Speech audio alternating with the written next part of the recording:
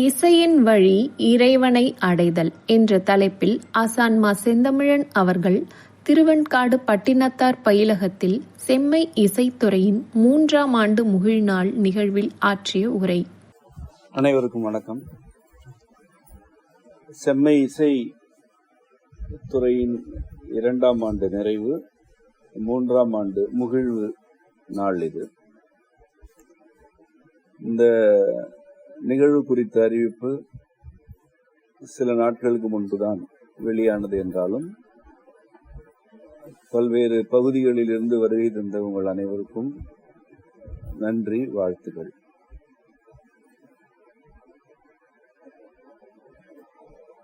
ஆண்டு விழா என்று எதனையும் இதுவரை நாம் கடைபிடித்ததில்லை. முதல் முறையாக இசைத்துறைக்கு ஈராண்டு நிறைவு என்ற விழாவை ஒரு சிறு நிகழ்வாக நாம் கடைபிடிக்கிறோம்.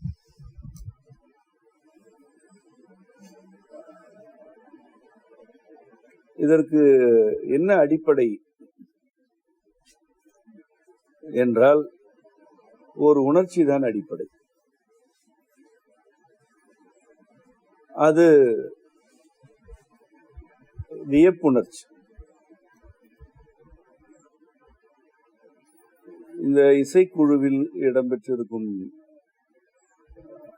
அனைவரும் உங்களோடு கருத்துக்களை பகிர்ந்து கொண்டார்கள். அந்த எல்லா கருத்துகளின் அடிநாதமாக இருப்பது ஒன்றுதான். நீங்களும் அதனை புரிந்து கொண்டிருப்பீர்கள். முந்தைய கல்வி அறிவு ஏதும் இல்லாமல் ஓரிரு நாட்களில் பாடினோம், கருவி இசைக்கிறோம் என்பதுதான் அந்த கருத்து. இது அனைவருக்கும் இருக்கும் அடிநாதம். இந்த வியப்பில் நான் எப்பொழுதும் மூழ்கித்தான் இருக்கிறேன். நீங்கள் வெளிப்பாடுகளை பார்க்கிறீர்கள். அதாவது ஒரு சிறுமி மதங்கம் இசைப்பதை பார்க்கிறீர்கள். ஒரு சிறுவன் தேய் நரம்பிசை இசைப்பதை பார்க்கிறீர்கள். சிலர் பாடுவதை பார்க்கிறீர்கள். இவை எல்லாமே வெளிப்பாடுகள். ஆனால் இவை உருவெடுக்கும் நிலையில் அதனை பார்ப்பவன் நான் மட்டும்தான். ஆதலால் உங்கள் அனைவரை விட சற்று கூடுதலாக எனக்கு வியப்பு இருக்கு. ஒரு இளைய வயது கொண்ட சிறுவனையோ சிறுமியையோ முதலில் நோக்கும் பொழுது அவர்களுக்கு இசை பற்றிய அறிமுகம் இல்லை, கருவிகளை தொட்டது கூட இல்லை, தாளமிடுவதை வேடிக்கையும் பார்த்ததில்லை. அறிவு இல்லா நிலை. ஆனால் அவர்கள் ஓரிரு நாட்களில் முறையாக தாளம் இசைக்கிறார்கள். இன்னும் சில நாட்களில் நிகழ்வுகளில் பங்கேற்கிறார்கள். இது நிகழ்வதை வேடிக்கை பார்ப்பது எனக்கு இறைவன் வழங்கிய ஒரு பேறு. பல்வேறு துறைகளிலும் இப்படி அறியாதவர்கள் துறை சார்ந்த திறன் உடையவர்களாக மாற்றமடைவதை நான் பார்த்து கொண்டே இருக்கிறேன், வேடிக்கை பார்த்து கொண்டே இருக்கிறேன். இந்த உணர்ச்சிதான் இசை துறையின் 2ஆம் ஆண்டு நிகழ்வை முன்னெடுக்க வேண்டும் என்ற உந்துதலை எனக்கு வழங்கியது. இந்த 2 ஆண்டுகளில் நம் துறை என்னென்ன பணிகளை செய்தது என்ற செய்தி அறிக்கை முன்வைக்கப்பட்டது. அந்த அறிக்கையை எனக்கு பொறுப்பாளர்கள் அனுப்பிய பொழுது மேலும் வியப்பு கூடியது. பல்வேறு நிகழ்வுகள், இசை துறையின் கல்வி கற்பித்தலுக்கு என்று பல முன்னெடுப்புகள்,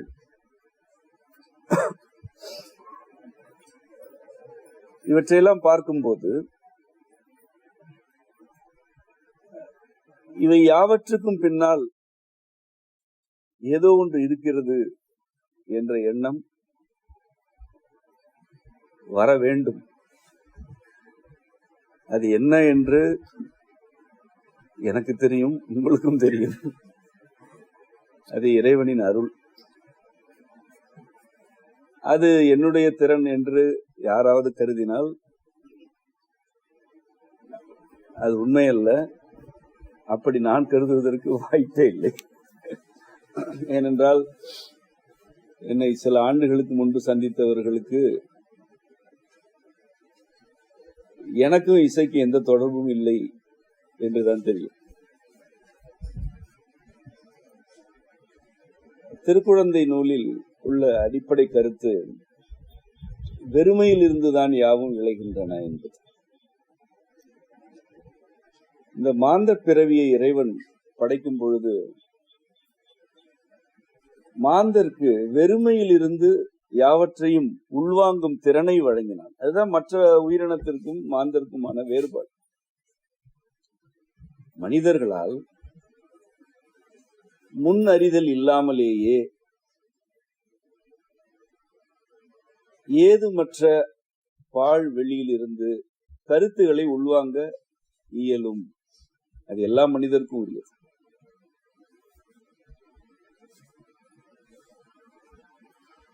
பரிபாடலில் உள்ள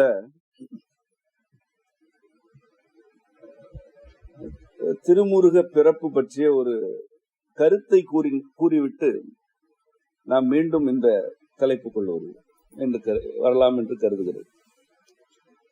பரிபாடல் இறைவனது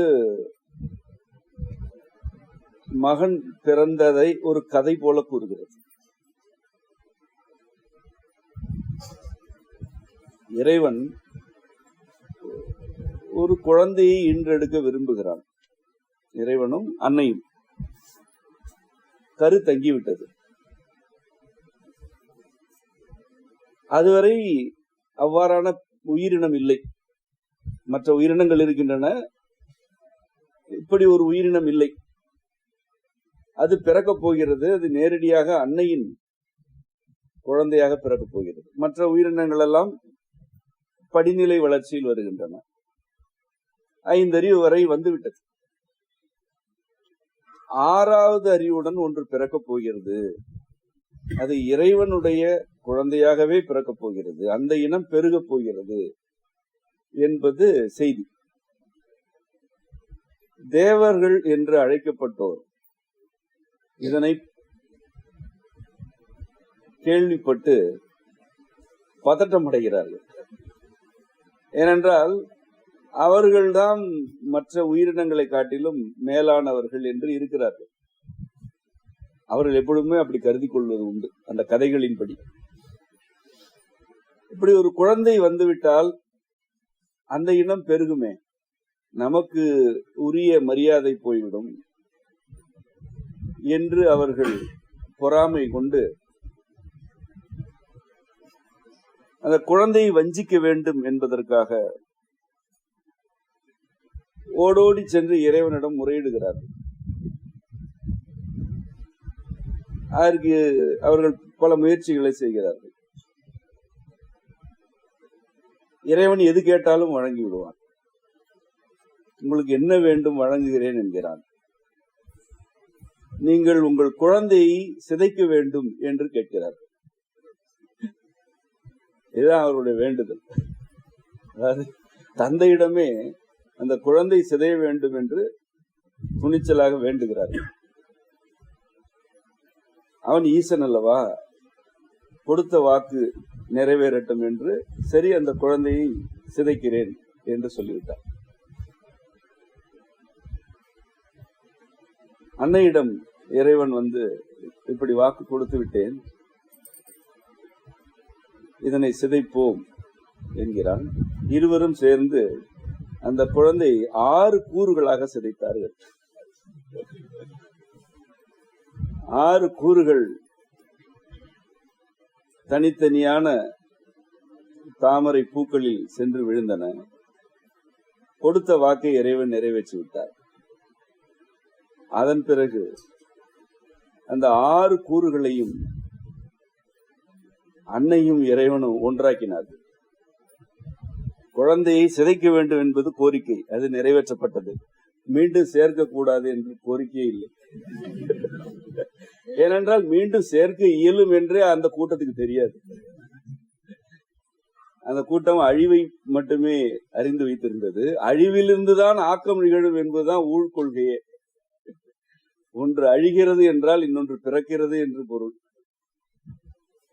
அந்த ஊழ் கொள்கையெல்லாம் அவர்களுக்கு தெரியாது.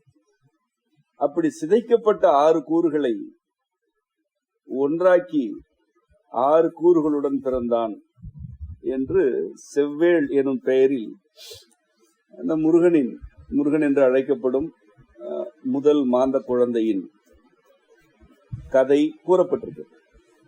இது ஒரு தொன்மம், இதனை அப்படியே எடுத்துக்கொள்ளக் கூடாது. ஆனால் இதிலிருந்து பெறுவதற்கு ஒரு செய்தி இருக்கிறது. அது என்ன என்றால், அழிவு எனப்படுவது ஒரு பிரிவினருக்கு உரிய குணமாகவும், எந்த அழிவிலிருந்தும் ஆக்கத்தை நிகழ்த்த வேண்டும் என்பது நம்முடைய இறைவனின் பண்பாகவும் இருக்கிறது. இதனைத்தான் நாம் பெற்றுக்கொள்ள வேண்டும். இன்று நாம் மாபெரும் அழிவுகள் நிகழும் சூழலில் இருக்கிறோம். ஏற்கனவே நம்முடைய இசை மரபு சிதைக்கப்பட்டு விட்டது, மொழி வளம் சிதைக்கப்பட்டிருக்கிறது, இறையியல் கொள்கைகள் சிதைக்கப்பட்டு விட்டன, புவிச்சூழல் அழிந்து கொண்டிருக்கிறது, வாழ்க்கை முறை, உடல் நலம், மனநலம் ஆகியவற்றெல்லாம் பெருங்கேடுகள் விளைந்து விட்டன. இப்படிப்பட்ட ஒரு கொடுமையான சூழலில் ஆக்கம் நிகழ்கிறது. இந்த ஆக்கம் எவ்வாறு நிகழ்த்தப்படுகிறது என்றால், எந்த அறிவுமே இல்லாத ஒரு சிலர் வழியாக முறையான இலக்கணங்கள் வழங்கப்பட்டு ஆக்கம் நிகழ்கிறது. இதுதான் என்னுடைய வியப்புக்கு உரிய அடிப்படையான காரணம். வெறுமையிலிருந்து யாவற்றையும் விளைவிப்பவன் இறைவன். அவன் வெறுமையிலிருந்து யாவற்றையும் வழங்குகிறான். ஆனால் அதனை பெறுவதற்கு எவ்வளவு பேர் இருக்கிறார்கள் என்பதுதான் எக்காலத்திற்கு உரிய கேள்வி.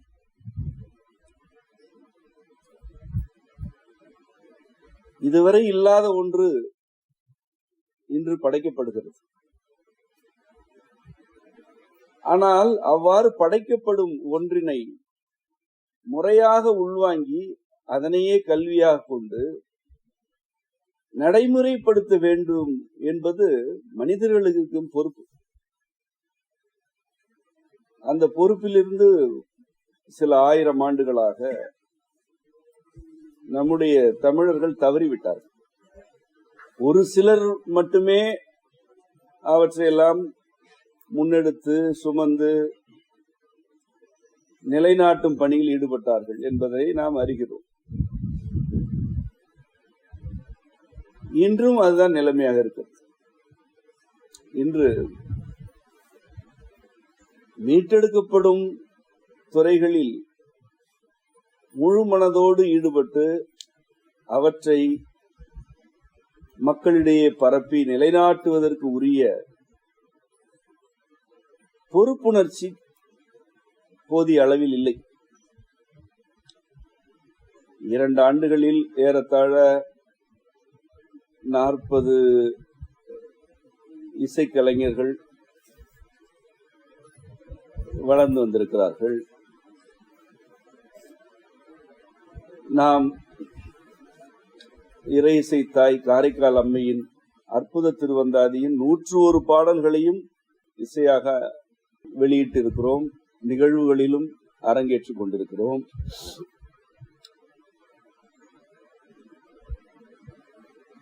இந்த அற்புத திருவந்தாதி முறையான இசையாக, ஒருங்கிசையாக, அதாவது இடைநிறுத்தம் இல்லாமல் 101 பாடல்களும் இசைக்கப்பட்ட வரலாறு எத்தனை 1000 ஆண்டுகளுக்கு முன்பு இருந்தது என்றே தெரியவில்லை. திரும்பி பார்த்தால் அப்படி எங்கும் இல்லை. அது நம்முடைய செம்மை இசைத்துறையின் வழியாக நடைமுறைப்படுத்தப்பட்டிருக்கிறது. அதுவே ஒரு பெரும் பேரு. அதனை ஒரு கல்வியாக கற்பித்தோம். ஏறத்தாழ 300 பேர் அதில் மாணவர்களாக இணைந்து அதனை கற்றுக்கொண்டு வீடுகளில் இன்று முணுமுணுத்துக் கொண்டும் பாடிக்கொண்டும் இருக்கிறார்கள். அதனை கற்பித்தல் ஒரு பேரு, பெரும் பேரு. இவற்றையெல்லாம் நாம் செய்து கொண்டிருக்கிறோம். இவை எல்லாவற்றுக்கும் நமக்கு உரியதாக இருந்த காலம் ஏறத்தாழ 2 ஆண்டுகள். இதே காலத்தில் இசைப்பணியை மட்டும்தான் நாம் செய்து கொண்டிருந்தோமா? இல்லை. நம்முடைய நூல்கள் என்று எடுத்துக்கொண்டால் 2 ஆண்டுகளில் வெளியான நூல்கள் பட்டியல் இதே போல் ஒரு நிகழ்வு நடத்த வேண்டும். மரபு கல்வியில் 2 ஆண்டுகளில் என்னென்ன செய்திருக்கிறோம், செங்கலை வடிவியல் துறையில் என்னென்ன செய்திருக்கிறோம், செம்மை நெறி திட்டத்தின் கீழ் அன்றாடம் உணவு வழங்குகிறோம். ஏறத்தாழ 400 முதல் 500 பேருக்கான உணவு வழங்குகிறோம். அது பல ஆண்டுகளாக நிகழ்கிறது என்றாலும் அந்த 2 ஆண்டுகளாக அவற்றை செய்திருக்கிறோம். தாய்மை கழகத்தின் வழியாக கைவிடப்பட்டவர்கள் பலருக்கு ஒவ்வொரு மாதமும் உரிய தொகையை வழங்கி கொண்டிருக்கிறோம். மனநலம் குன்றியவர்களுக்கு அன்றாடம் 2 வேளை உணவு வழங்குகிறோம். அவையும் இந்த 2 ஆண்டுகளில் நிகழ்ந்திருக்கின்றன. இப்படி செம்மை ஆசான் பள்ளி வழியாக நாம் 2 ஆண்டுகளில் இவ்வளவையும் செய்து கொண்டேதான் இசைப்பணியில் மேற்குறிப்பிட்ட செயல்பாடுகளில் ஈடுபட்டோம். ஒரு குறிப்பிட்ட காலம் எனப்படுவது ஏதேனும் ஒன்றை இலக்காக கொண்டு செயல்படுவதற்கானது அல்ல. ஒரு குறிப்பிட்ட கால வெளியில் அல்லது கால அளவில் இலக்கு என்று எதுவும் இல்லாமல் எவற்றையெல்லாம் இந்த உடல் வழியாக முறையாக வினைப்படுத்த வேண்டுமோ அவற்றையெல்லாம் செய்ய வேண்டும் என்ற வேட்கை வேண்டும். இந்த உடல் இருக்கும் வரை எவற்றையெல்லாம் வினைப்படுத்த இயலுமோ அவற்றையெல்லாம் வினைப்படுத்துவாய் எம்பெருமா என்று வேண்டுதல் தான் நான் கூறிய பொறுப்புணர்ச்சி. ஒரு குறிப்பிட்ட இலக்கு வைத்துக் கொண்டு அதற்காக உழைத்தல் தவறல்ல. ஆனால் அதுவும் ஒரு வரம்புக்குட்பட்ட அறிவு. நமக்கு இறைவன் நம்முடைய வரம்புகளுக்குள் இருந்தா இவற்றையெல்லாம் கொடுக்கிறான்.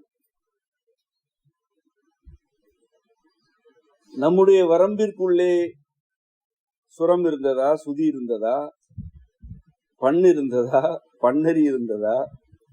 எதுவுமே இல்லையே. நம்முடைய வரம்பில் என்ன இருந்தது? 4-5 சிக்கல்கள் இருந்தன, 10-15 இடர்கள் இருந்தன, ஓரிரு மகிழ்ச்சிகள் இருந்தன. அவ்வளவுதான். நம்முடைய வரம்புக்குள் என்ன இருந்தது? நம்முடைய வரம்புக்குள் ஊரில் உள்ள அனைவருக்கும் இருக்கும் உணர்ச்சிகள் இருந்தன. சில அற்ப இலக்குகள் இருந்தன. அவையே மிகப்பெரியது என்று கற்பனை செய்து கொள்ளும் ஒரு அறியாமை இருந்தது. 4 பேர் முகத்தில் மகிழ்ச்சியை கண்டால் நாமும் மகிழ்வோம், வாடினால் நாமும் வாடுவோம். அவ்வளவுதான் நம்முடைய வரம்பு. இந்த வரம்புக்குள்ளே இசையின் இலக்கணம் ஏது? ஒரு நொடியை 3 கூறுகளாக பிரிக்கும் ஒலி கூறிய கால அளவை ஏது? இன்றைக்கு நம்மிடம் ஒலி நூல், ஒலியியல் என்ற ஒரு நூல் இருக்கிறது. அது ஒரு தனி நூல் அல்ல. இசை இலக்கண இசை நூல் என்ற நம் நூலின் ஒரு சிறு பகுதியை விளக்கிய நூல் அது. அந்த ஒலியியல் நூல் காலத்தின் 3 கூறுகளை விளக்குகிறது. அதனை அப்படியே இசையில் நாம் நடைமுறைப்படுத்தி கொண்டும் இருக்கிறோம். இன்னும் அதனையெல்லாம் மாணவர்களுக்கு கற்பிக்கவில்லை. ஒரு நொடியை 3 கூறுகளாக இட்டால் எழுவது துடி.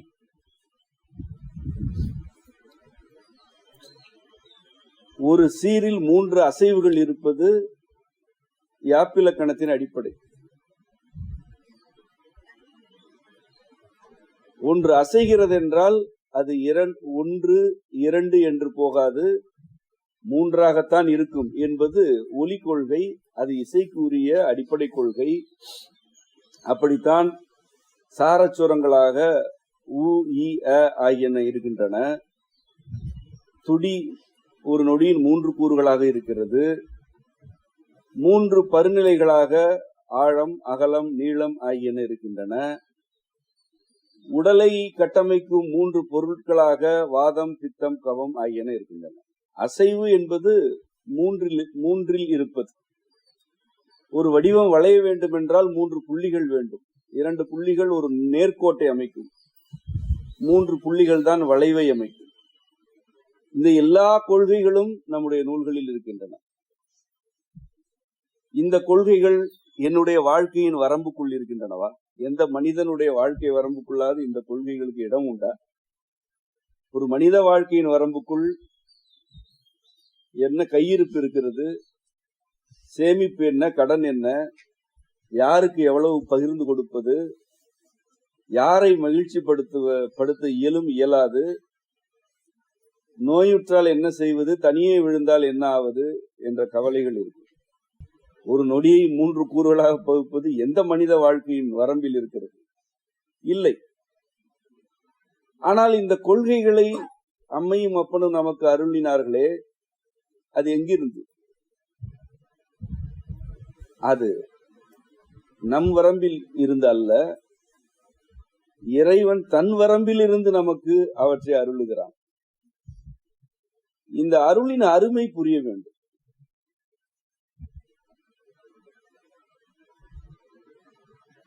செம்மையின் பணிகளில் ஈடுபடும் ஒவ்வொருவருக்கும் இதன் அருமை புரிய வேண்டும்.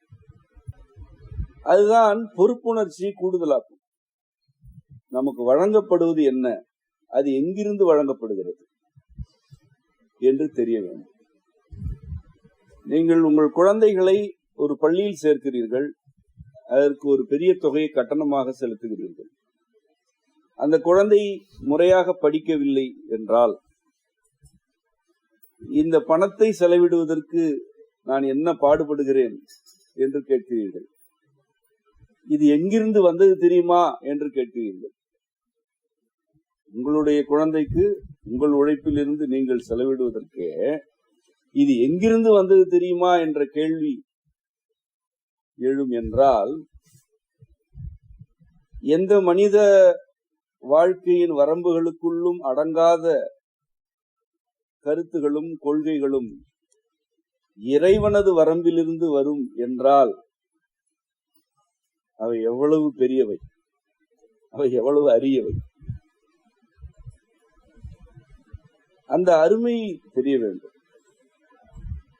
அதுதான் உங்களை துறையில் ஈடுபடும் பொழுது, ஒரு குறிப்பிட்ட துறையில் ஈடுபடும் பொழுது பொறுப்புள்ளவர்களாக வளர்த்தெடுக்கும்.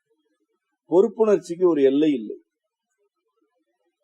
நீங்கள் இன்று பொறுப்புடன் இருக்கிறீர்கள், நாளை இன்னும் மேலும் பொறுப்புடன் இருக்கிறீர்கள், மேலும் மேலும் பொறுப்புடன் இருக்கிறீர்கள் என்றால் ஒரு நிலைக்கு பிறகு நீங்கள் பொறுப்பு அற்று போவீர்கள். அப்படி பொறுப்பு அற்று போனால் நீங்கள் உங்களை ஒப்படைத்துக் கொண்டவர் என்று ஆகிவிடுவீர்கள். ஏதேனும் ஒன்றிற்கு நீங்கள் உங்களை ஒப்படைத்து விட்டீர்கள் என்றால் நீங்கள் பொறுப்புடன் இருக்க வேண்டிய தேவையில்லை, உங்களால் பொறுப்புடன் இருக்க இயலாது. ஏனென்றால் பொறுப்பு எனப்படுவது மிகச் சிறியது. அது ஒரு சுனை. அதன் அருகில் அமர்ந்து அதன் ஊற்றுகளை வேடிக்கை பார்க்கும் பொழுதும், அந்நீரை பருகும் பொழுதும், அதில் நீராடும் பொழுதும் அது உங்களுக்கு பெரியதாக தோன்றும். ஆனால் அந்த சுனை மேலும் மேலும் பொங்கி எழுந்து ஒரு பெருங்கடல் என்று ஆகும் பொழுது தனக்குள் பல சுனைகளை உள்ளடக்கி வைத்தது. பொறுப்புணர்ச்சி மேலும் மேலும் வளர்ந்து ஒப்படைப்பு என்ற நிலையை நோக்கி செல்லுதல் தான் இறைவன் அருள் பெறுபவர்களுக்கு இருக்க வேண்டிய பொறுப்பு.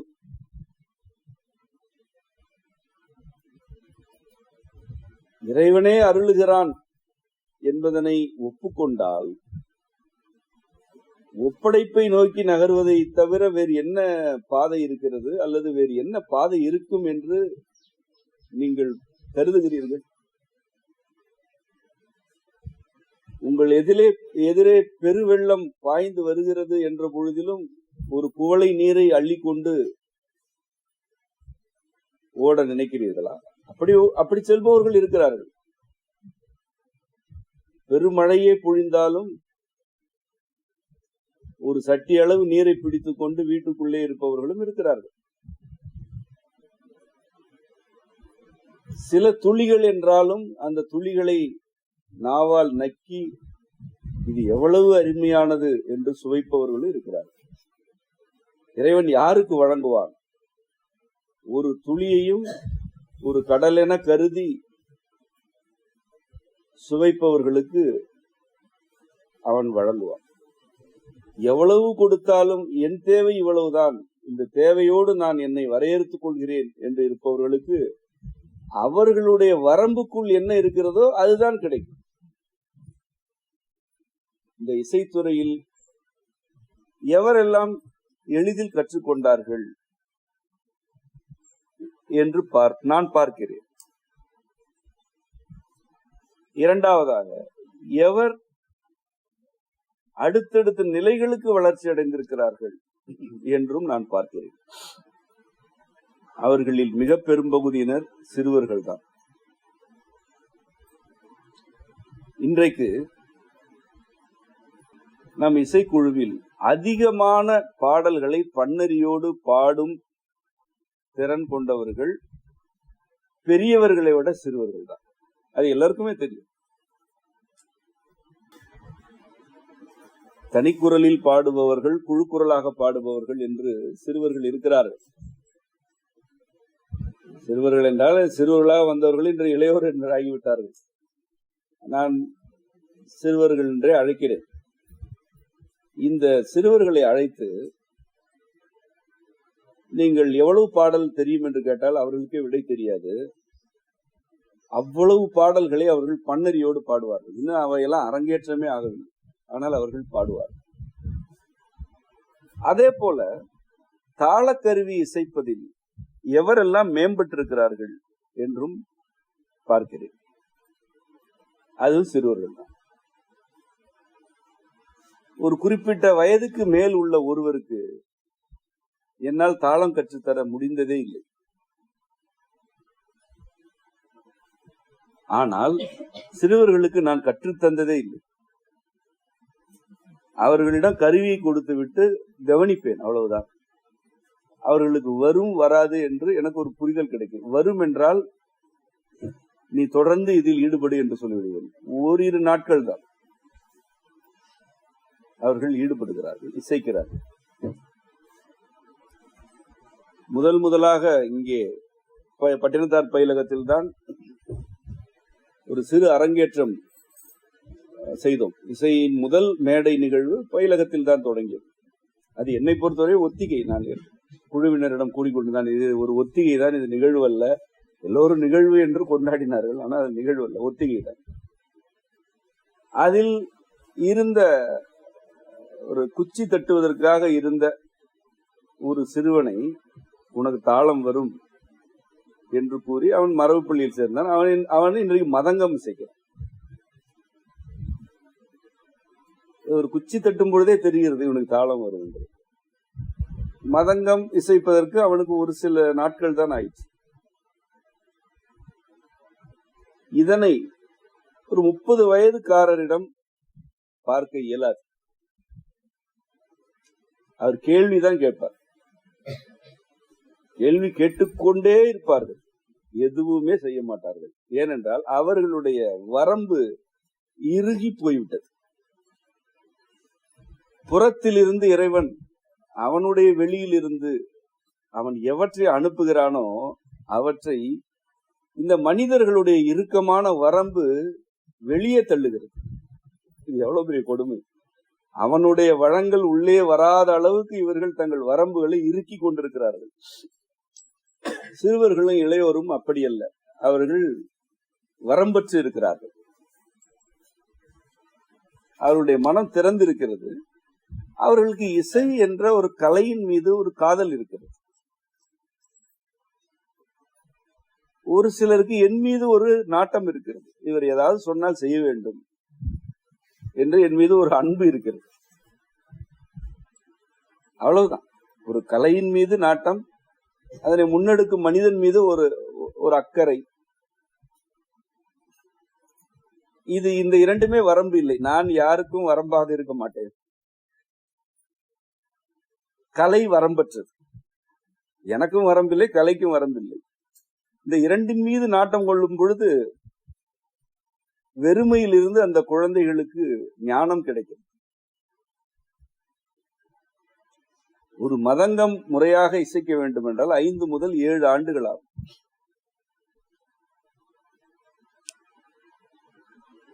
நான் மிகுந்த மனநிறைவுடன் கூறுவேன், என்னுடைய குழந்தைகள் 7-8 நாட்களில் மதங்கம் இசைக்கிறார்கள், இசைத்துக் கொண்டிருக்கிறார்கள். நீ எந்த குறிப்பு கொடுத்தாலும் இசைப்பார்கள். மதங்கத்தில் என்னென்ன நுட்பங்கள் இருக்கின்றன என்பது என் பிள்ளைகளுக்கு தெரியும். இங்கே அரை மாத்திரைக்கு கூட மதங்கத்திற்கு குறிப்பு இருக்கிறது. மதங்கத்துடைய சுரங்கள் என்ன, ஒரு சுரம் எத்தனை சுதிகளாகும், எந்த இடத்தை தொட்டால் என்ன சுதி எழும் என்பது என் பிள்ளைகளுக்கு தெரியும். இவற்றையெல்லாம் நான் மணிக்கணக்கில் அவர்களுக்கு பாடம் நடத்தியதே இல்லை. செயல்படும் பொழுது கூறுவேன், அவ்வளவுதான். எனக்கு ஒன்று, இது எப்படி நிகழ்கிறது என்றால், எனக்கு ஒரு மந்திரம் தெரியும். நான் ஒரு வழிதானே அல்ல, அன்றி நான் மூலம் அல்ல. என்னுடைய வழியாக இந்த கருத்துக்களை அவர்களுக்கு இறைவன் கற்பிக்கிறான். வழி எப்பொழுதும் தன்னை செம்மையாக வைத்துக் கொள்ள வேண்டும். அதில் குப்பை சேரக்கூடாது, அது எது அடைத்துக் கொண்டு இருக்கக்கூடாது. அந்த வழி கழிவுகள் நிறைந்ததாக இருந்து விடக்கூடாது. இவ்வளவுதான் வழியின் பொறுப்பு. குழந்தைகளுக்கு நாம் இப்படிப்பட்ட வழியாக இருக்கும் பொழுது அவர்கள் ஆண்டு கணக்கில் கற்க வேண்டியவற்றை நாட்கணக்கில் கற்கிறார்கள். ஆண்டு கணக்கில் கற்றால் கூட பெற வாய்ப்பற்ற கருத்துக்களை அவர்கள் ஒரு நொடியில் பெறுகிறார்கள். ஒவ்வொரு துறை, இசைக்கு உள்ளே இருக்கும் ஒவ்வொரு துறையிலும் இவ்வாறான விந்தைகளை நாம் பார்க்கிறோம். குரலிசையில் மிக விரைவாக அறியாமையில் இருப்பவர்கள் மேம்படுகிறார்கள். பெரியவரோ சிறியவரோ அறியாமை இருந்தால் மேம்படுகிறார்கள். அவர்களுக்கு அடுத்தடுத்த நுட்பமான பாடல்களை வழங்க இயலுகிறது. ஆனால் ஏற்கனவே அறிந்து கொண்டவற்றிலிருந்து விடுபட வாய்ப்பற்றவர்கள் இந்த வரம்புக்குள் அடங்குகிறார்கள். அதாவது அவர்களுடைய எல்லை அவர்கள் இறுக்கிக் கொள்கிறார்கள். விளைவாக வெறுமையில் இருந்து இறைவன் வழங்குபவற்றை அவர்களுடைய எல்லையே புறந்தள்ளுகிறது. இன்றைக்கு நாம் நயவேடு ஒன்றை வெளியிடுகிறோம். அந்த நயவேடு எனப்படுவது எவ்வளவு கருவிகள் இருந்தாலும், எவ்வளவு நீளமான பாடலாக இருந்தாலும், பல்வேறு நுட்பங்களை உள்ளடக்கிய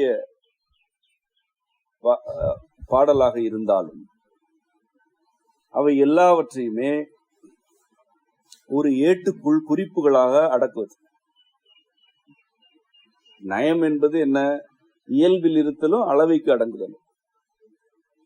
பண் இயல்பாக இருப்பதற்கும் அதுக்குரிய அளவைகளில் அடங்குவதற்கும் உரியது நயவேடு. இந்த நயவேடு கையில் இருந்தால் 100 அல்ல 200 இசைக்கலைஞர்களை கூட கை அசைவின் வழியாக இசைக்க வைக்க இயலும். எல்லா குறிப்புகளையும் இந்த ஏட்டில் அடக்கி விடுக்கிறோம். அவ்வாறான நயவேட்டு குறிப்பு நமக்கு இப்பொழுதுதான் அன்னை அருளால் வழங்கப்பட்டது. முதன்முறையாக கோவையில் நடந்த இளையோர் அறம் இசை நிகழ்வில் தான் அதனை நடைமுறை கொண்டு வந்தோம். இன்னும் மேம்படுத்தி இருக்கிறோம். மேம்பாடு நிகழ்ந்து கொண்டே இருக்கும். நமக்கு தான் வரம்பில்லையே,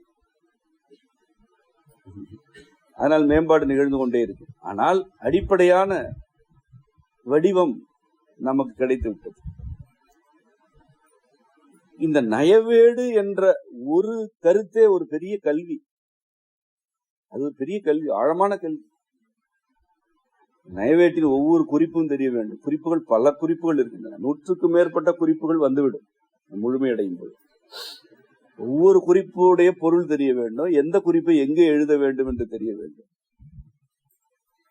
குரலிசைக்குரிய சுரம் சுதி குறிப்பு தெரிய வேண்டும். நடை, சரம் எல்லாமே தெரிய வேண்டும். குரலிசை என்று எடுத்துக்கொண்டாலே சுரம், சுதி, நடை, சரம் இவையெல்லாம் உண்டு. வளை என்று 5 உண்டு. தாளக்கருவிகளில் கருவி இசையில் தோல் கருவிக்கு சுரங்கள் வேறு, வளி இசை கருவி சுரம் வேறு, துடி நரம்பிசை சுரம் வேறு, தேய் நரம்பிசை சுரம் வேறு. இந்த எல்லா சுரசுதி குறிப்பும் தெரிய வேண்டும். அது தெரிந்தால் போதாது. வீணையும் துடி நரம்பு தான். நாம் நா என்று அழைக்கிறோம். அது கிட்டார் போன்ற ஒரு கருவி. அதுவும் துடி நரம்பு தான். நாவில் 4 தந்தி உண்டு, கிட்டாரில் 6 தந்தி உண்டு. இந்த வீணை 6 தந்தி கருவி, 4 தந்தி கருவி, 3க்குமே சுரம் ஒன்றுதான். ஆனால் கருவியை பொறுத்து சுதி மாறும். அதுக்கு பேர் பதம். இதற்கு எழுதிய குறிப்பை அதற்கு எழுத கூடாது.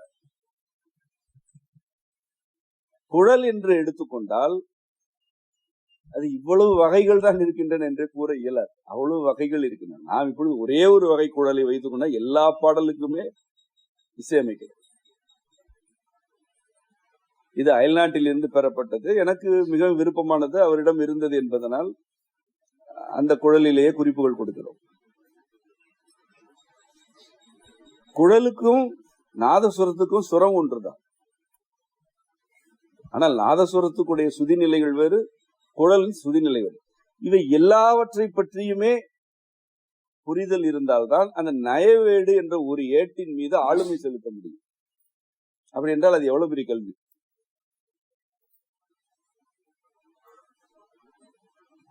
குழுக்குரல் என்று பொதுவாக கூறுகிறோம். குழுக்குரலில் பாடல் வரிகளை பாடுவது குரல் இசை, சுரவரி பாடுவது சுரவரி குழு. அதே சுரவரியை தன்னென்ன தானென்ன என்று பாடினால் அது குரல் இதம். சுரங்களாக பாடினால் சுரவரி. அதனையே பேச்சு வழக்கில், ஒரு நாட்டுப்புற வழக்கில் மாடினால் அது குற இதம். அதற்கு தனித்தனியான நுட்பங்கள் இருக்கின்றன. முதலில் சுரவரி வேண்டும். அந்த சுரவரியை குழலிசை கொடுக்க வேண்டும் அல்லது நாதஸ்வரத்து கொடுக்க வேண்டும். அவற்றுக்கு ஏற்ப மாற்றி கொடுக்க வேண்டும். தோல் கருவியிலும் முழவுக்கு உள்ள சுதி வேறு, மதங்கத்தின் சுதி வேறு, சிறுமுழவின் சுதி வேறு, கொட்டு கொண்டிருக்கும் சுதி வேறு. அதே சுரவரியை தனித்தனி கருவிகளுக்கு ஏற்ப மாற்றி குறிப்பு கொடுக்க வேண்டும். குச்சி தட்டுதல் இருக்கிறது, அது இதம். அது ஒரு தனிப்பிரிவு, தனிக்குழு. அந்த குச்சிக்கு உள்ள குச்சி, சலங்கை ஆகியவற்றுக்கு குறிப்பு ஒன்றுதான், ஆனால் பதம் வேறு. இவற்றை தனியே கொடுக்க வேண்டும். இவை எல்லாவற்றையும் ஒருங்கிணைக்க வேண்டும். இப்படி ஒருங்கிணைக்கும் பொழுது முன்னோர் என்ன பாடலை எழுதி வைத்திருக்கிறார்களோ அதில் உள்ள பொருள் மாறக்கூடாது, உணர்ச்சி மாறக்கூடாது. என்ன சீர் என்ற அமைவில் இருக்கிறதோ அந்த சீரை சிதைக்கக்கூடாது. நெடிலை நெடிலாகவும் குறிலை குறிலாகவும் மெய்யை மெய்யாகவும் பாட வேண்டும். புள்ளி வைத்தது எல்லாமே மெய் அல்ல. அதில் ஒற்று தனி, மெய் தனி. இரண்டுக்கும் பொருள் வேறு. அதெல்லாம் உங்களுக்கு ஏற்கனவே இசைமானவர்களுக்கு பாடமா நடத்தி இருக்கிறோம். புள்ளி வைத்த எல்லாமே மெய் அல்ல. ஒற்று மெய் ஆகியவற்றுக்கு வேறுபாடு உண்டு. தாயினும் என்ற சீரில் உள்ள இம் மெய். தாயினும் தலைவர் என்று வரும்பொழுது இந்து வந்தால் அது மெய் அல்ல, ஒற்று. ஒற்றி வருவது. தாயினும் தலைவர், தலைவருக்குரிய தாவை ஒற்றி வருவது இந்து, அதனால் அது ஒற்று. தாயினும் என்று தனியே அந்த ஒரு சொல்லே முடிகிறது என்றால் அது மெய். பாடும்போது மெய் அரை மாத்திரை ஒற்றும் அரை மாத்திரை இரண்டையும் ஒன்றாக பாட வேண்டும் என்று கருத கூடாது. மெய்யை எப்படி பாட வேண்டுமோ அப்படி பாட வேண்டும். ஒற்று வரும் பொழுது அதற்குரிய வகையில் பாட வேண்டும். இவற்றையெல்லாம் உள்ளடக்கிதான் நீங்க பாடல் கற்றுத் தருகிறோம். இவ்வளவையும் ஒருங்கிணைப்பதுதான் இசை. இவ்வளவு என்று நான் கூறுகிறேன், இன்னும் நிறைய இருக்கிறது, உங்களுக்கு அயற்சி ஊட்டும். இவ்வாறு பல்வேறு கூறுகளை ஒரு கட்டமைப்பிற்குள் கொண்டு வந்து அவை யாவுமே ஒன்றே ஒன்றுதான் என்ற மாயை விளைகிறது அல்லவா. நீங்கள் ஒரு பாடல் என்கிறீர்கள், அது ஒரு பாடலா? அதில் பல நூறு பாடல்கள் இருக்கின்றன. கிண்கிணி ஒரு பாடலை இசைக்கும், சலங்கை வேறு, குச்சி வேறு, மதங்க வேறு, கொட்டு வேறு, முழவு வேறு, சிறுமுழவு வேறு, தேய் நரம்பு வேறு, துடி நரம்பு வேறு என்று இவ்வளவு இருக்கு. சரி, இது கருவிகள் இவ்வளவுதானே என்று ஒரு 20 கருவிகள் தான் இல்லை. ஒரு கருவிக்கு சுரம் வேற, அந்த ஒரு குறிப்புக்குள்ளே இருக்கும் சுதிகள் வேறு. அரை முக்கால், அரை முக்கால், ஒன்று, ஒன்றே கால் என்பது ஒரு சொல். இது இன்னொரு கருவிக்கு வேறு. இவ்வளவு நுட்பங்களையும் ஒன்றாக்கி இவையெல்லாம் தனித்தனியாக இருந்தாலும் இவை யாவுமே ஒன்று என்று ஒரு தோற்றத்தை கொடுக்கின்றன அல்லவா. அதுதான் இசை. இசைகின்றன, எல்லாமே இசைகின்றன.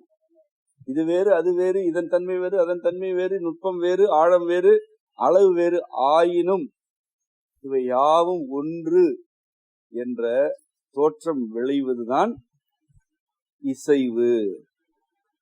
அதனால்தான் இசை என்று பெயரிட்டார்கள். இங்கே எந்த சொல்லையும் இறைவன் பொருள் இல்லாமல் நமக்கு வழங்கவில்லை. ஒவ்வொரு சொல்லும் இறைவன் வழங்கியது. அது உங்களுக்கு முதலில் புரிய வேண்டும்.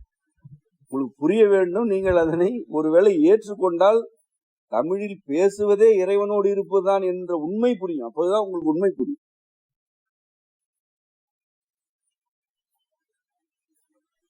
இசை என்ற சொல்லுக்கே இதுதான் பொருள். இசைவாக இசைதல். எங்கு இசைகிறது? இவ்வளவு கருவிகளோடு இசைகிறது. இது மட்டுமா? பாடல் வரிகளோடு இசைகிறது. அந்த பாடல் வரி எதனோடு இசைகிறது? அது கொண்ட பொருளோடு இசைய வேண்டும். பாடலுக்கு என்று ஒரு பொருள், அதற்கான சொற்கள். இந்த சொற்கள் எல்லாம் ஒரு உணர்ச்சியை கொடுக்கின்றன. அந்த உணர்ச்சியை செய்ய வேண்டும். இது பாடலுக்குரிய ஒழுங்கு. சொல், பொருள், உணர்ச்சி, இந்த மூன்று இசைவாக இருக்க வேண்டும். அதாவது துயரமான உணர்ச்சி துள்ளலாக கொண்டாட்டமான சொற்களால் இயற்ற இயலுமா? இயல. அதற்குதான் யாப்பு இலக்கணம். அதற்கு முன்னோர் வகுத்த இலக்கணத்தில் தான் உரிப்பொருள் என்றார்கள். கருப்பொருள், முதற்பொருள், கருப்பொருள், உரிப்பொருள். அந்த உரிப்பொருள் தான் உணர்ச்சி. உணர்ச்சி வேண்டும், அது பொருளில் இருந்து எழ வேண்டும். இந்த பொருளையும் உணர்ச்சியும் வெளிப்படுத்துவதற்குரிய இலக்கணம் வேண்டும். இவை யாற்றுக்கும் சொல் வேண்டும். அவன் இந்த இப்படிப்பட்ட சொல்லை எவன் தரும்? எவனாவது ஒரு மனிதன் இதனை உருவாக்க இயலுமா? ஒரு சீரில் 3 அசைவுகள். இதுதான் இந்த பேரண்டத்துடைய ஒலி கொள்கையே. ஒலிக்கு அடிப்படை 3 தான். ஒன்று தொடங்குகிறது, முடிகிறது, அதற்கு ஒரு இடை இருக்கிறது. இந்த 3 இருந்தால்தான் அது கேட்பொலி. இல்லை என்றால் ஓசை அதை கேட்க இயலாது. தொடக்கம், முடிவு, இடை 3 இருந்தால்தான் அது கேட்கும் ஒலி. இந்த அளவு மிகுந்து விட்டால் அது கேட்காது. இருக்கிறது, புவி சுழன்று கொண்டு இருக்கிறது. அந்த ஒலி ஏன் கேட்கப்படுவதில்லை என்றால் இந்த 3ஐ கடந்து விட்டது. இந்த கொள்கையை ஒரு சீருக்கு உரிய 3 அசைவுகளில் ஒருவன் வைத்தானே, அவன் ஒரு மனிதனா? அப்படி எத்தனை கொள்கைகளை எத்தனை ஆயிரம் மனிதர்கள் உட்கார்ந்து வடிவமைத்தார்கள். இது இறைவன் வழங்கிய மொழி. அதனால் தானே நம்முடைய முதற்கழகத்தில் முக்கண்ணனாரும் முருகவேலும் அமர்ந்திருந்தார்கள் என்று பாடல் இருக்கிறது நமக்கு. முதற்கழகத்தில் இறைவனே அமர்ந்திருந்தார். அவன் கொடுத்த மொழி, அவன் வழங்கிய இசை. இந்த இசை இறைவனிடமிருந்துதான் வருகிறது என்பதனால்தான் இறை இசைத்தாய் காரைக்கால் அம்மையார் பிறந்து மொழி பயின்ற பின்னெல்லாம் காதல் சிறந்து நின் சேவடியே சேர்ந்தேன் என்றார். மொழியை பயின்ற உடனே காதல் இறைவனுடைய அடியை அடைந்து விட்டார் என்றால் மொழியை பயின்றால் அவன்தான் இருப்பான். ஒரு பெண் 2500 ஆண்டுகளுக்கு முன்பு இந்த கொள்கைகளை எல்லாம் தொகுத்து 101 பாடல்களை எழுதி அந்த பாடல்களுக்குள் இவ்வளவு நுட்பங்களையும் புதித்து வைத்து அவற்றை ஊர் ஊராக பாடி பரப்பி நிலைநாட்டி இருக்கிறாள் என்றால் அந்த பெண்ணை எண்ணி உங்களுக்கு வியப்பு வரவில்லையா? அவளே திரு இரட்டை மணிமாலை இயற்றினாள். அவள்தான் அந்தாதி என்ற முறையை கொண்டு வருகிறாள். நான் தொடக்கத்தில் கூறினேன், கருவை சிதைக்க வேண்டும் என்று போய் கேட்டார்கள். இறைவன் சிதைத்தான், அது அந்தம். அந்த 6 சிதைவுகளையும் ஒரு கூறாக மாற்றப்படுதல் ஆதி, அதான் அந்தாதி. ஒன்றின் முடிவு, இன்னொன்றின் தொடக்கம். ஆகாயம் என்ற பூதத்தின் முடிவில் காற்று பூதம் பிறக்கும், காற்றின் முடிவில் வெப்பம் பிறக்கும், வெப்பத்தின் முடிவில் நீர் பிறக்கும், நீரின் முடிவில் நிலம் பிறக்கும், நிலத்தின் முடிவில் மீண்டும் ஆகாயம் பிறக்கும். இது அந்தாதி. இது பேரண்ட கொள்கை. இந்த பேரண்ட கொள்கையை இறைவனை பாடும் பாடலின் இலக்கணமாக ஒரு பெண் எழுதியிருக்கிறாள் என்றால் அவள் யார்? அந்தத்திற்கும் ஆதிக்கும் உள்ள உறவு புரிந்தால் தானே அந்தாதி ஏற்ற முடியும். உலகத்தில் யார் எழுதினார்கள்? யாராவது இருக்கட்டும், யாராவது உலகத்தில் இந்த மொழியில் இப்படி இருக்கிறது என்று யாராவது சொல்லட்டுமே. இங்கதானே இருக்கிறது. பதிகம் என்பது பதின்ம கொள்கை. 10 என்ற எண் இல்லை என்றால் எந்த பொருளும் செய்ய இயலாது. அது கணிதம் படித்தவர்களுக்கு தெரியும்.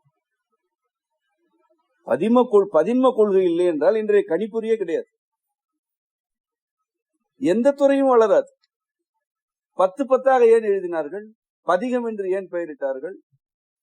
நமக்கு இறையியல்படி 8 தான் எண். இறைவனே 8 நிலைகளில் இருப்பவன், அவ்வளவுதான். ஆனால் அவனே 9, 10 ஆகிய மாயைகளை விளைவிக்கிறார். 8 உண்மை, 9, 10 மாயை. இந்த மாயையில் தான் நமக்கு வாழ்க்கை இருக்கிறது என்பதனால் இந்த பதின்ம கொள்கையை இறைவன் அருளுகிறார். பதின்ம கொள்கை இல்லை என்றால் ஒரு சிற்பம் கிடையாது, இசை கிடையாது. நமக்கு இசை கிடையாது, கருவி செய்ய இயலாது. இதனை பதிகம் என்று எழுதினார்கள். அதனை அவள் தான் செய்தார். இதனை ஒரு பெண் செய்தார். அவளுக்கு ஏன் அவ்வளவு அருள் வழங்கப்பட்டது என்றால் அவளுடைய வரம்பு அப்படிப்பட்டது. அவள் தன்னை சுற்றி வைத்திருந்த வரம்பு அப்படி, ஒரு வரம்பும் இல்லை. அதான் பொருள். அவளுடைய வரம்பு இறைவன் தான். ஆதலால் இறைவன் தன் வரம்பிலிருந்து வாரி வழங்குபவற்றை அவள் பெற்றாள். அவளுக்கு இருந்தது பொறுப்பா? இல்லை, அது ஒப்படைப்பு. என்ன பொறுப்பு? அது என்ன பொறுப்பு? அது ஒப்படைப்பு. அதனால்தான் 2500 ஆண்டுகளுக்கு பிறகு அவளுடைய பாடலை நாம் பாடுகிறோம். எனக்கும் அற்புத திருவந்தாதிக்கு எந்த தொடர்பும் இல்லை. எனக்கு இந்த இறையியலில் முன்னோர்கள் யாரை பற்றியும் தெரியாது. நான் எதையும் படித்ததில்லை. சில ஆண்டுகளுக்கு முன்பு என்னை கண்டவர்கள் எல்லாம் இருக்கிறார்கள். எனக்கு எதுவும் தெரியாது, அது அவர்களுக்கு தெரியும். அதன் மீது ஏன் நாட்டம் வருகிறது?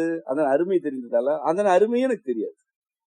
நாம் நம்முடைய வரம்புகளை தளர்த்தி வைக்கும் பொழுது, அல்லது வரம்புகளை அவை ஒன்றுமில்லை என்று புரிந்து கொள்ளும் பொழுது, எங்கிருந்து எதுவும் வரும். எங்கிருந்து எது இறைவன் எதனை வழங்க வேண்டுமோ வழங்குவான். முயன்று பயின்றுதான் பெற வேண்டும் என்று இல்லை.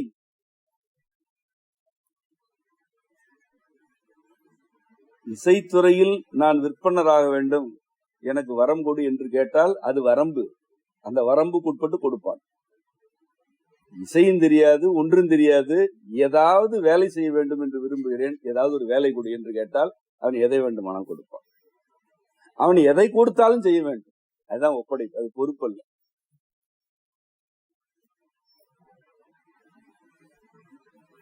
இது சிறிது அது பெரிது என்று பார்த்தால் நீங்கள் பொறுப்பானவர், அது குற்றமல்ல.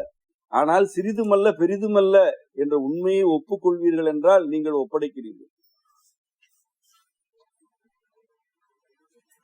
இந்த தன்மை அறியாமலேயே சிறுவர்களிடம் இளையோரிடம் இருக்கு. எங்கே அவர்கள் அறிவாளிகள் ஆகிவிடுவார்களோ என்று வேண்டுமானால் கவலைப்படலாம். ஆனால் இன்றைக்கு நம் இசைக்குழுவில் இருக்கும் இளையோர் எவரெல்லாம் பாடுகிறார்களோ, எவரெல்லாம் கருவி இசைக்கிறார்களோ அவர்களுக்கு இது இறைவன் அருளிய திறன். இறைவன் ஏன் அருளுகிறான், அவர்களுக்கு மட்டும் ஏன் அதிகமாக அருளுகிறான் என்று கேட்க வாய்ப்பில்லை. அவனுக்கு அதிகம் குறைவே இல்லை. அது வெள்ளம். நீ எவ்வளவு பருகிறாயோ பருகிக்கொள். நீ ஏற்கனவே வயிற்றை நிரப்பி வைத்துக் கொண்டு தாகத்துக்கு தண்ணீர் போதும் என்றால் அவ்வளவுதான் கிடைக்கும். எனக்கு வயிறே உன் உணவுதான் என்று இருந்தால் பருகலாம். இளையோரும் சிறுவரும் அவர்களை அறியாமலேயே அப்படி இருக்கிறார்கள். அதனால் அவர்களுக்கு ஓரிரு நாட்களில் கலைகள் கைவரப்பெறுகின்றன. இதுதான் மந்திரம். இந்த மந்திரம் நடைமுறைக்கு வருவதைத்தான் நான் ஒவ்வொரு இசைப்பணியிலும் பார்த்து வியக்கிறேன். இந்த வியப்பு உணர்ச்சியில் இருந்துதான் இந்த நிகழ்வை நான் முன்னெடுக்க விரும்பினேன். இந்த இசைத்துறை பிறந்து வளர்ந்து இன்று 3ஆம் ஆண்டின் தொடக்கத்தில் இருப்பதற்கு உரிய இடம் பட்டினத்தார் பயிலகம். இந்த பட்டினத்தார் பயிலகத்தை செம்மை திருத்தொண்டர் காசிராமன் ஒப்படைத்திருக்கிறார். அது இங்கு வரும் அனைவருக்குமே தெரியும். இது தாய் வீட்டுக்கு வருவது போல் இருக்கிறது என்று கூறுகிறார்கள். ஒன்று மட்டும் நான் கூறிக்கொள்கிறேன், ஒரு மனிதர் தன்னுடைய உடைமையை பிறருக்கும் உரிமை உள்ளது என்ற உணர்வு ஏற்படும் அளவுக்கு கொடுப்பது அரிதெனும் அரிது.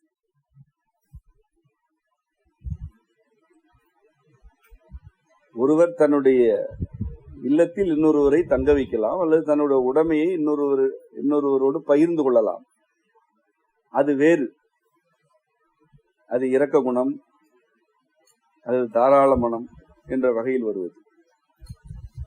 ஆனால் நாம் ஒரு இடத்திற்கு செல்கிறோம், அது நம்மிடம் போன்ற உணர்வை நமக்கு ஏற்படுத்துகிறது என்றால் அந்த இடத்திற்கு உரியவர் அரிய பிறவி.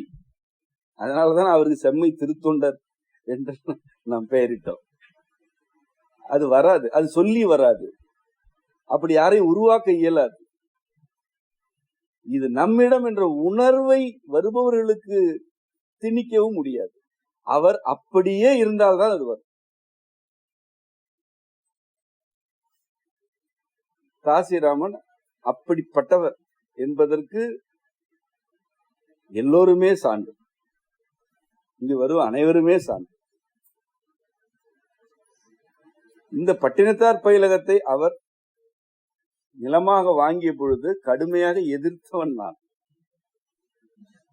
இவ்வளவு தொகை இதில் கொட்டி இருக்கிறீர்களே என்று கடுமையாக அவரிடம் வருந்தினேன், கோபப்பட்டேன். ஆனால் அவர் பொருட்படுத்தவே இல்லை.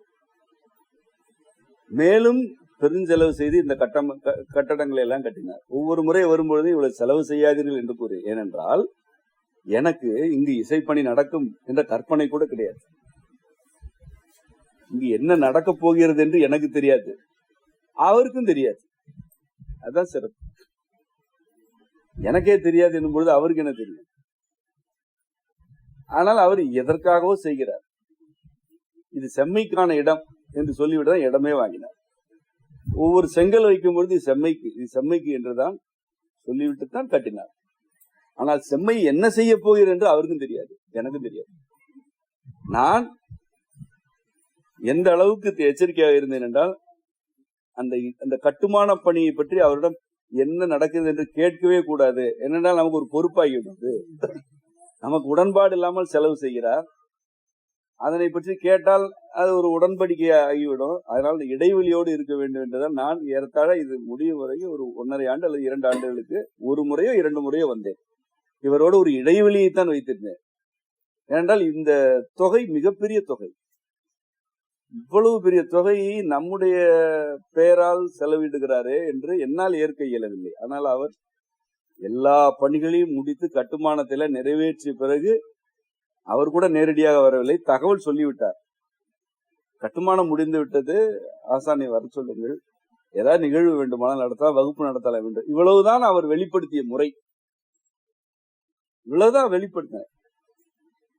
இது பொறுப்பா? இது அவர் என்னிடம் பொறுப்புடன் நடந்து கொள்கிறார், ஒப்படைப்போடு இருக்கிறார். இதுதான் ஒப்படைப்பு.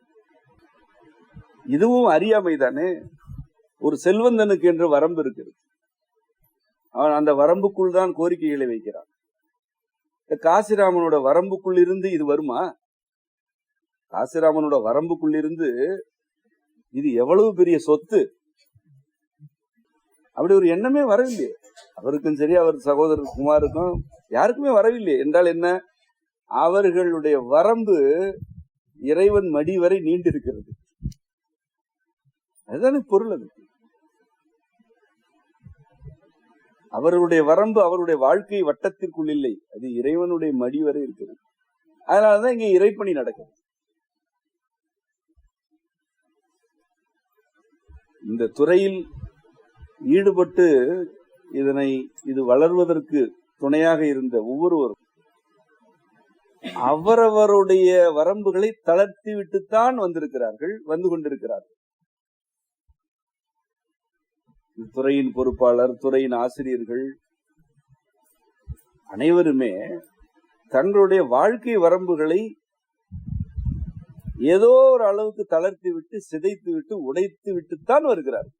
ஏனென்றால் யாருடைய வாழ்க்கை வரம்புக்குள்ளும் இந்த பணி இல்லை. இது ஒரு வாழ்க்கையின் வரம்புக்குள்ள என்ன இருக்கிறது? நான் ஏற்கனவே சொன்னேன், சில உணர்ச்சிகளும் சில பொன்மணிகள் கிடக்கின்றன, பல குப்பைகள் கிடக்கின்றன, அவ்வளவுதான். இதான் ஒரு வாழ்க்கை வரம்பு. ஆனால் இதில் ஈடுபடும் ஆசிரியர்கள், பொறுப்பாளர்கள் அனைவருமே அவரவருடைய வரம்புகளை தளர்த்தி விட்டுத்தான் வருகிறார்கள், பணியில் ஈடுபடுகிறார்கள். இங்கு ஒவ்வொரு முறை இசை நிகழ்வு நடக்கும் பொழுதும் துணையாக இருக்கக்கூடிய உள்ளூர்காரர்கள், நம்முடைய செம்மை மக்கள், குறிப்பாக மாதவன், ஒரு சில காலத்திற்கு முன்பு மரபுப்பள்ளி சிறுவர்களை அழைத்து வந்து விடுவதற்கு என்றே காத்திருந்த கானகன், அன்றாட பணிகளில் ஈடுபட்ட மருது உள்ளிட்ட பலர் எந்த அளவு இயலுமோ அந்த அளவுக்கு வரம்புகளை தளர்த்தியவர். இதனால்தான் ஒரு பெருங்கூட்டமாக இன்று நாம் வளர்ந்து நிற்கிறோம். நீங்கள் எந்த அளவுக்கு உங்களுடைய வாழ்க்கை வரம்புகளின் மீதான இறுக்கத்தை தளர்த்தி கொண்டு இறைவன் மீது பற்று கொள்கிறீர்களோ அந்த அளவுக்கு உங்களுக்கு ஞானமும் அருளும் கிடைக்கும். அந்த அருள் எதற்குரியது? வரம்பிலியாக இருக்கு இறைவன் இடும் பணிகளுக்குரியது, தேவைகளுக்குரியதல்ல. ஒரு பெருவெள்ளம் பாயும் போது உன்னுடைய வயல் மட்டும் காய்ந்து போகுமா என்ன? நான் கூட பல முறை கூறுவேன், காசிராமனோ அல்லது நம்மோடு துணை நிற்பவர்களோ யாராக இருந்தாலும் இவர்களுடைய கிணறு வற்றக்கூடாது, ஊற்றெடுக்க வேண்டும், இவர்களுக்கு செல்வம் பெருக வேண்டும் என்பதுதான் நம்முடைய விருப்பம், என்னுடைய வேண்டுதல் அதுதான். ஊருக்கே நீர் இறைக்கும் ஊருணி அதன் கரையில் இருக்கும் ஒரு சிறு காய்கறி தோட்டத்தை வறண்டு போக செய்யுமா என்ன? இல்லை. நாம் பலருக்காக செல்வத்தை வேண்டுகிறோம், பல்வேறு பணிகளுக்காக இறைவனின் அருளை வேண்டுகிறோம். நாம் மட்டும் வற்றி போய்வோமா? அல்லது இறைவன் தானே அப்படி விட்டு விடுவானா? அவன் தானே அம்மையும் அப்பனும். அம்மையும் அப்பனும் குழந்தை அழும் பொழுது அந்த குழந்தையிடம் நீ போய் அழுது கொண்டிருக்கும் மற்ற குழந்தைகளுக்கு உணவு கொடு என்று கூறுவார்களா? முதலில் இந்த குழந்தை அழாதபடி பார்ப்பார்கள், பின்னர் இந்த குழந்தை வழியாக பலருக்கு உணவு வழங்குவார்கள். தானே ஒரு மனித தாய் தகப்பனுக்கே உரியது. நமக்கு அம்மையும் அப்பனுமாக இருக்கும் இறைவன் நாம் நம்முடைய வரம்புகளை தளர்த்தி கொள்ளும் பொழுது நம்மை துன்புறுத்தி விட்டு பிறருடைய இன்பத்துக்கு பணியாற்ற வைப்பானா? அதனை நீங்கள் புரிந்து கொள்ள வேண்டும். நீங்கள் உங்களுடைய வாழ்க்கை வரம்புகளை விரிவாக்குகையில் நீங்கள் சிதைவதில்லை, மேலும் மேலும் இறை அருளால் காக்கப்படுகிறது. ஆனால் வரம்புகளை தளர்த்துதல் என்பது இறைவனை நோக்கிய பயணத்திற்கானதுதானே அன்றி வரம்புகளை தளர்த்தி விட்டு ஊதாரித்தனம் செய்வதல்ல. இது முற்றிலும் வேறானது. நாம் நம்முடைய வரம்புகளை ஏன் தளர்த்துகிறோம்?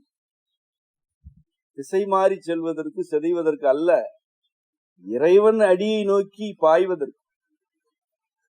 நமக்கு இருப்பது ஒரே இலக்கு, அது அவன் தாள் அடைவது.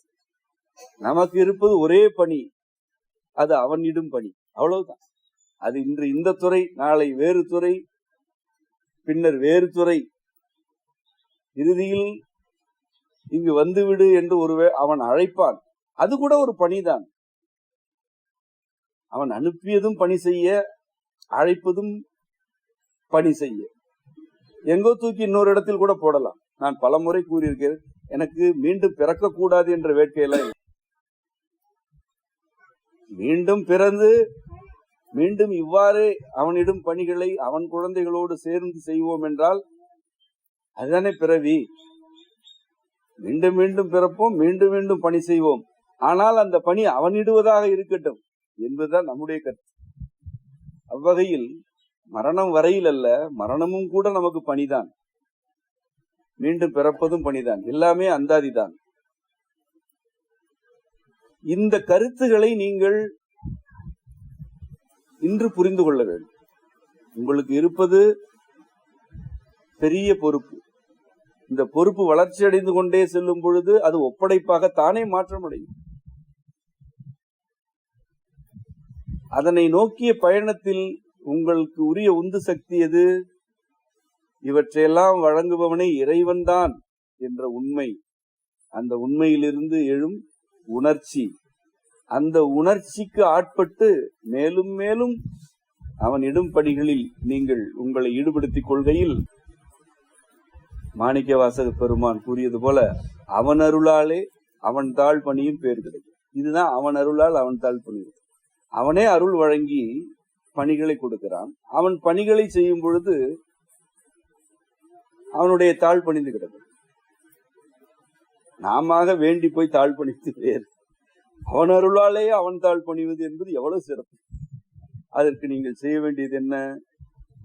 உங்களுடைய இறுக்கங்களை தளர்த்தி கொள்ள வேண்டும். உங்களுடைய வாழ்க்கை வரம்புகளின் இறுக்கங்களை தளர்த்தி கொண்டு இறைவனை நோக்கி பாய வேண்டும். இறுக்கம் தளர்வது திசை மாறுவதற்கு அல்ல, அவனை நோக்கி பாய்வதற்கு, அவனிடம் பணிகளை செய்வதற்கு.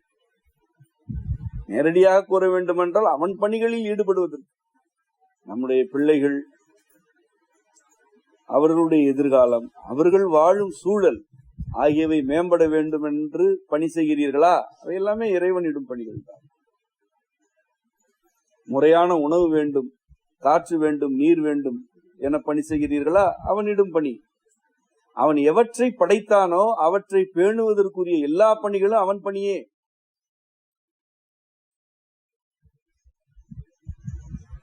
இப்படி அவன் படைப்புகளை பேணுதற்குரிய பணிகளில் ஈடுபடும் பொழுது அவனோடுதான் நாம் இருக்கிறோம் என்ற உண்மை உங்களுக்கு விளங்கும். இதுதான் இந்த உரையின் வழியாக உங்களுக்கு நான் முன்வைக்க விரும்பும் கருத்து. இத்துடன் உரை நிறைவடைகிறது.